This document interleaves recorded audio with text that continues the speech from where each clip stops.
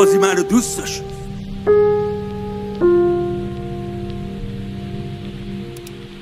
قاضی منو دوست داشت. قاضی منو دوست داشت. و چرا اینجایی گفتم این شکایت اول امنی است. کجا بگم که خدا رو خوش بیاد دراغ گم کردین یا دوز اوراق برد بز اوراق خورد. بگذریم نوجوون که بودن به هم گفتن یا درس بخون یا اجبر دنبال جفت راستی چرا به اجاب گیر میدین جای این که برین دنبال دوز. جامعه کثیفه ولی نمیشه زغال شست. سیغه چه سیغه یه گوشتش حلال بدی گراز و قصد کاش میشد مثل گربه ها اولاد خورد. آخه از جنین کردیم جوبا رو پل. خیلی ها تقویم نمیخوان دیگه روزا رو مخن و مخات شد دیگه حتی رحم ندارن به سولاخ قفل.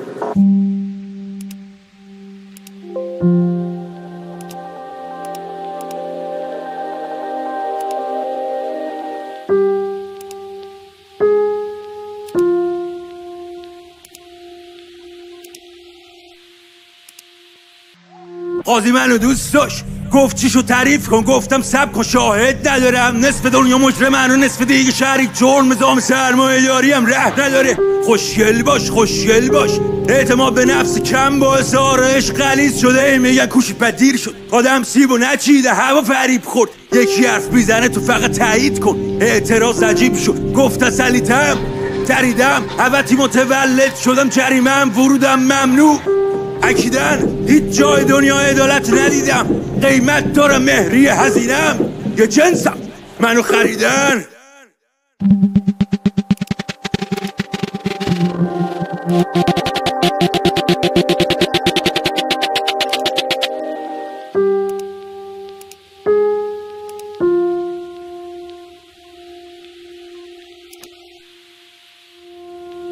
قاضی منو دوست داشت.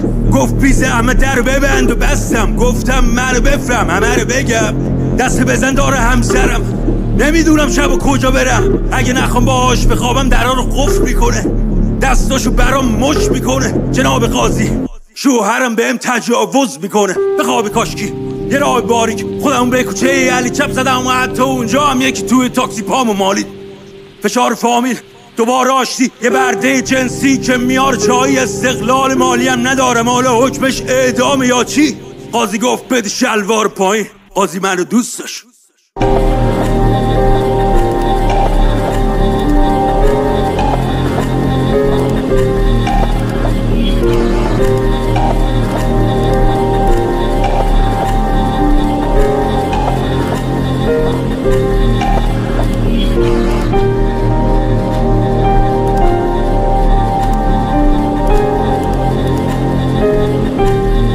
قاضی منو دوست داشت.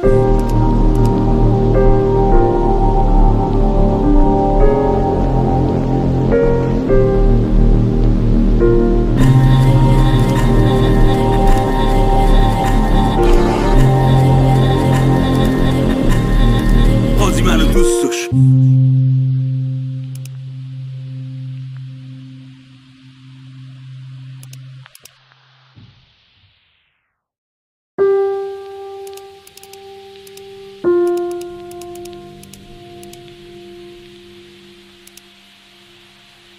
قاضی منو دوست داشت.